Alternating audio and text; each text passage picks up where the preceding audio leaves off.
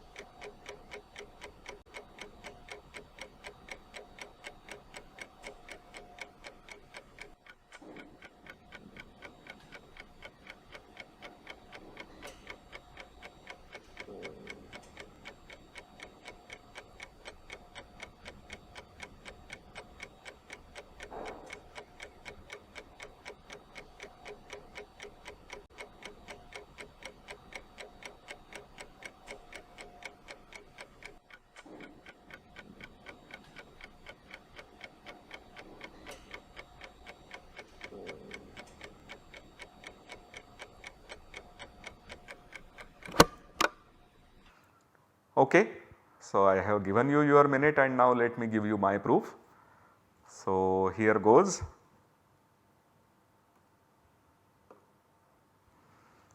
We want to prove that the divisibility relation is transitive. Proof.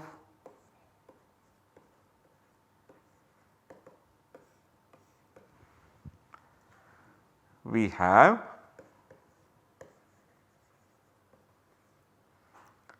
B equal to A D1.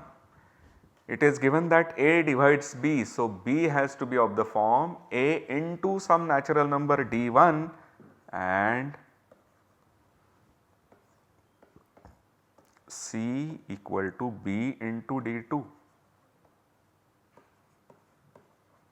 for some D1 D2 in N. This is what we must have. If you have A divides B and B divides C, then we should have that B is A into a natural number, C is B into possibly another natural number, we do not care. So, we have B is A D1 and C is B D2. Then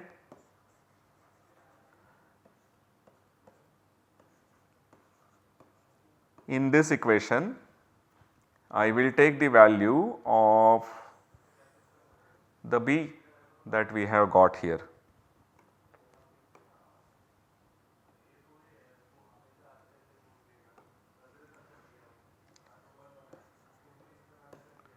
This is A D1 into D2, which is same as A into D1 D2, and note that D1 D2 being product of two natural numbers is a natural number itself. So, we have written C as A into a natural number, and hence A divides C.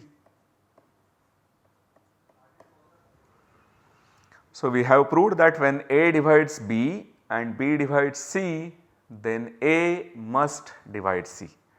Let us go to the next property. If A divides B and C is a natural number, then AC divides BC. So, multiplication by natural number respects the divisibility relation. Once again, as we have our deal, I will give you a minute to think about this proof. Quite likely you will get the proof that I have in mind, which is a very good thing, that will tell us that we are thinking in the same direction. Or even more interestingly, you may have a different proof and I would like to know that different proof. So, your minute starts now.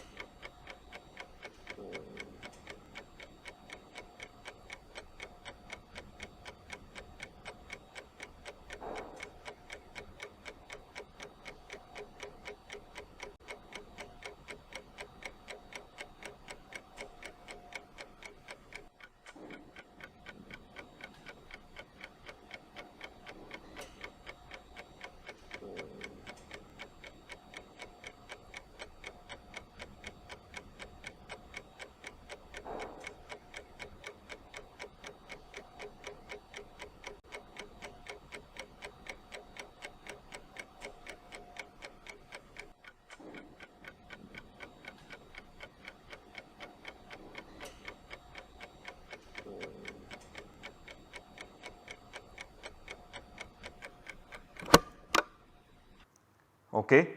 So, your minute is up and let me now attempt to give you a proof.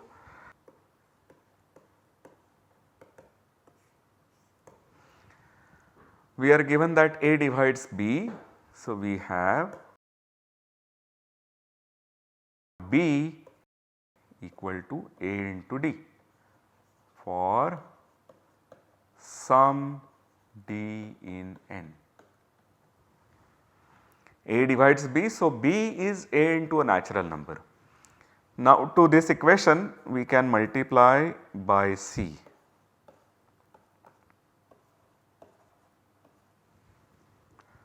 So, we have BC equal to AD into C, which is same as AC into D. So, therefore, we have written BC, which is a natural number, as AC into a third natural number, which clearly says that AC divides BC. Whenever a natural number A divides another natural number B, and to both sides, you be fair to both the natural numbers which are there on either side of the vertical bar, you multiply by a natural number to both these natural numbers, then the divisibility relation is respected. We now go to the third property, which is a very important property and we will use it quite often. This says that if you have a natural number A dividing a natural number B, then with respect to the earlier order that we have defined, less than, it should be less than or equal to B. This strange symbol that you may see here means that either A is less than B or A is equal to B. Once again I will give you a minute to think about this proof, and after your minute is done I will state my proof.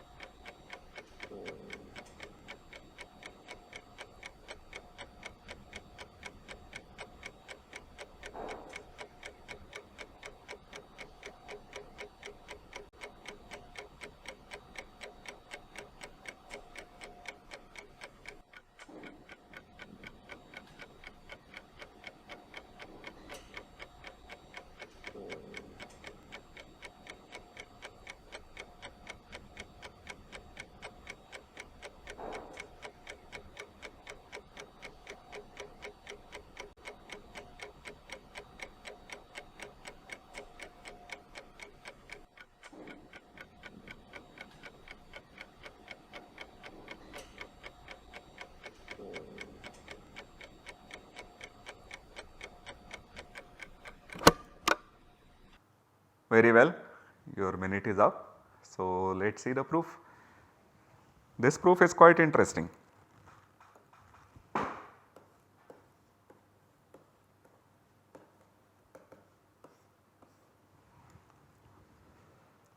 How would we prove this? So, let us see.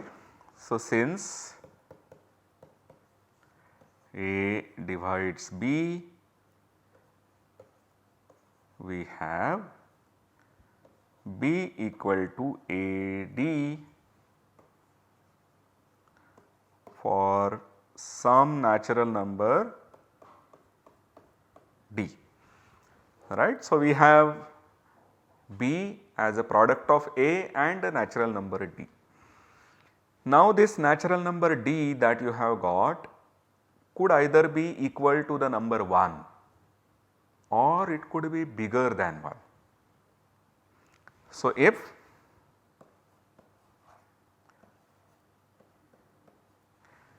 D is 1,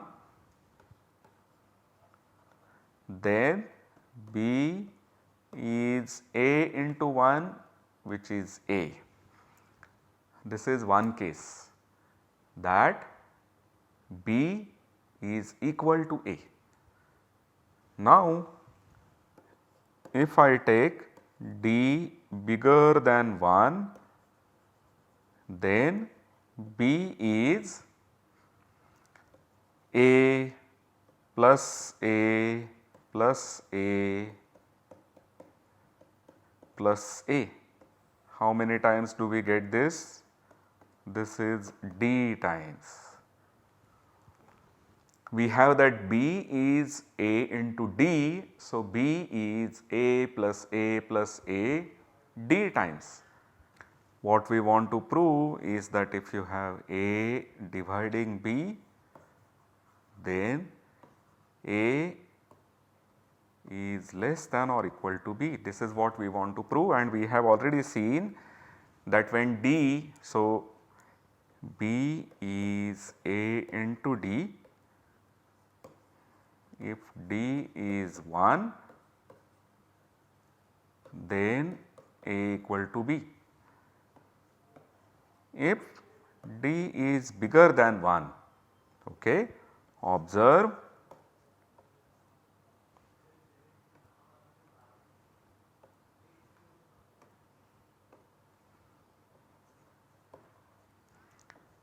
that first of all A plus A is bigger than A,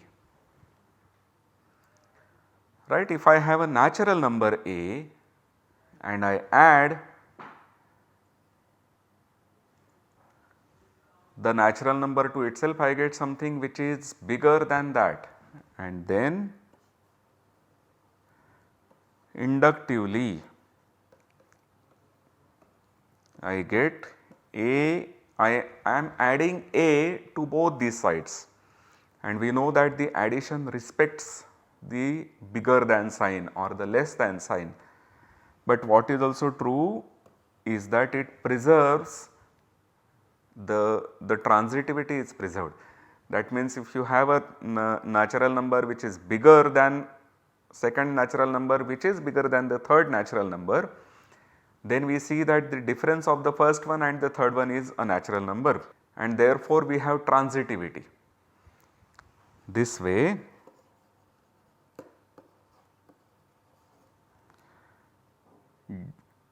D into A, I will just write it as D into A, which is A plus A D times, is going to be bigger than A. And remember, our B was D into A or A into D.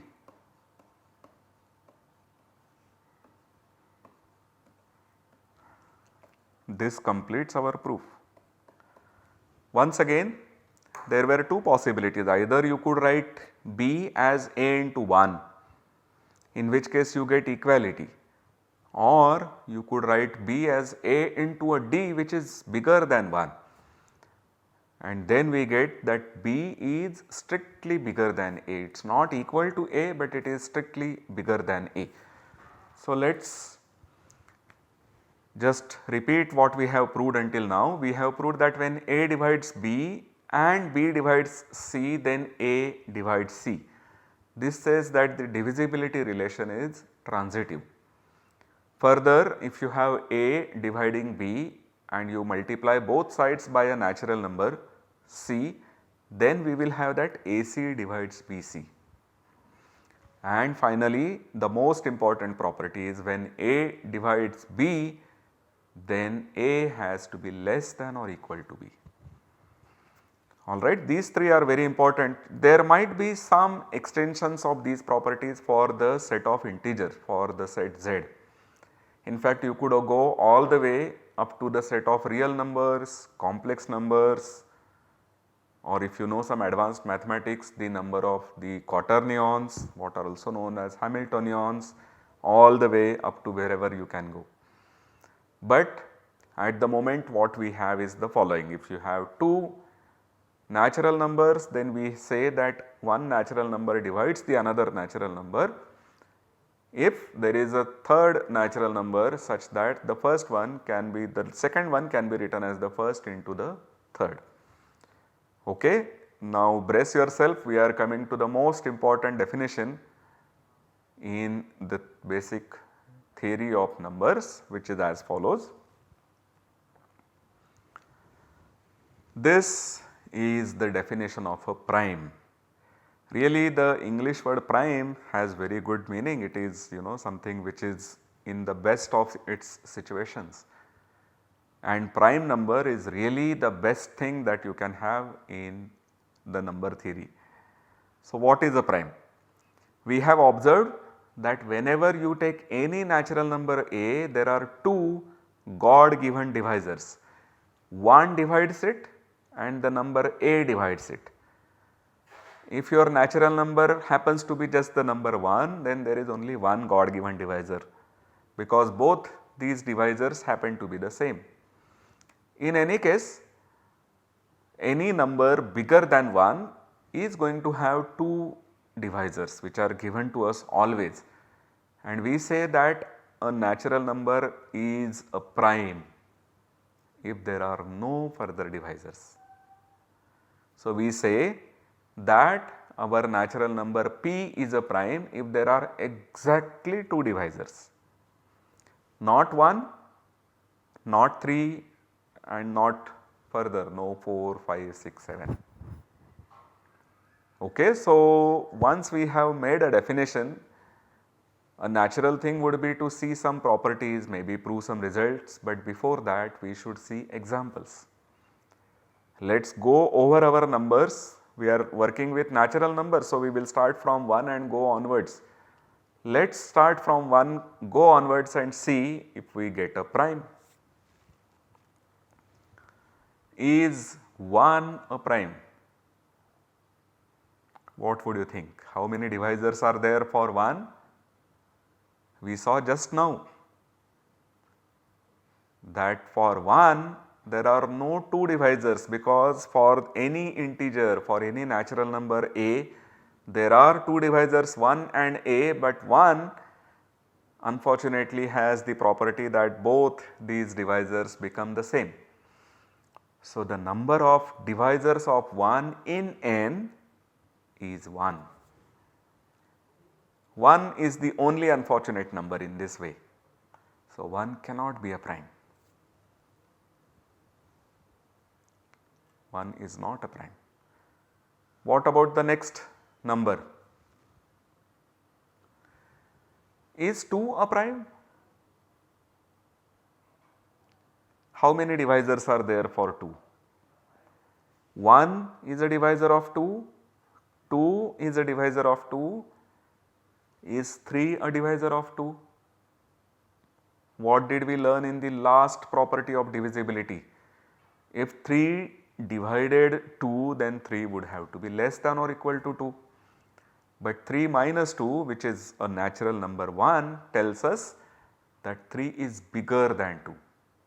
Similarly 4, 5, 6, 7, all numbers are bigger than 2. So if you are looking for divisors of 2, you should go no further. This is something you should take a note of. If you are looking for divisors of a number a, you need to go only up to a. You do not have to consider the natural numbers from a plus 1 onwards. So, it has become a finite problem. To find the divisors of a, you have to go no further than a. In fact, you can make this problem simpler. You need to go only up to the square root of a, but that will come when we deal with really large numbers. So, is 2 a prime? We have counted the number of divisors of 2. 1 is a divisor and 2 is a divisor, and there are no further. So, 2 is indeed a prime. What about 3? Is 3 a prime? 1 divides 3, 3 divides 3. We need to look no further. So, 4 onwards are the natural numbers that we will ignore. There is another number sitting between 1 and 3, which is 2. Does 2 divide 3? How do the multiples of 2 look like? 2 into 1 is 2, 2 into 2 is 4, 2 into 3 is 6. So, the higher natural number you multiply by to 2, you get bigger and bigger numbers. So, 2 into a natural number is not equal to 3. Therefore, 2 does not divide 3. So, the divisors of 3 are 1 and 3, nothing further. So, 3 is also a prime. What about 4? Can you think about 4 being a prime? We will need to look at the divisors of 4. 1 is a divisor, 4 is a divisor, but we have counted the divisors of the multiples of 2 just now, and we saw that 2 into 2 is 4. So, 4 has 3 divisors, 1, 2 and 4 itself. So, 4 is not a prime. Alright, so we got 1 is not a prime, 2 is a prime, 3 is a prime, 4 is not a prime. You may continue this way. Can we list all primes up to 100? Well, the way we have done so far, this should be a work which is possible. So, yes, there are 25 of them. Can we list them all? 2, 3, 5, 7, 11. This is the next bunch, this is the next bunch, this is the next, and this is the last bunch. So, these are exactly the primes up to 100. You know, you would see a teacher in your class giving you a problem, and if you solve it very easily, the teacher will give you a slightly harder problem. I am going to do the same. Can we list all primes up to 1000? The answer is yes. There are 168 of them. The number of primes up to 100 was 25. The number of primes up to 1000, we have multiplied 100 by 10, so we got 1000. The number 25 did not get multiplied by 10, it got multiplied to somewhere between 6 and 7. So, we got 168. I am not going to write all those primes here, I will give that to you as an interesting homework. Do not send that list to me, keep it with you. Can we list all primes up to 10,000? Yes, we can. I can tell you the number. There are 1229 of them. Once again we went from 1000 to 10,000 by multiplying by 10, and the number 168 did not get multiplied by 10, it got multiplied by a number which is slightly smaller than 8. Okay, so after 10,000 you may ask, what about 100,000, what about 1 lakh, or can we just go on and on?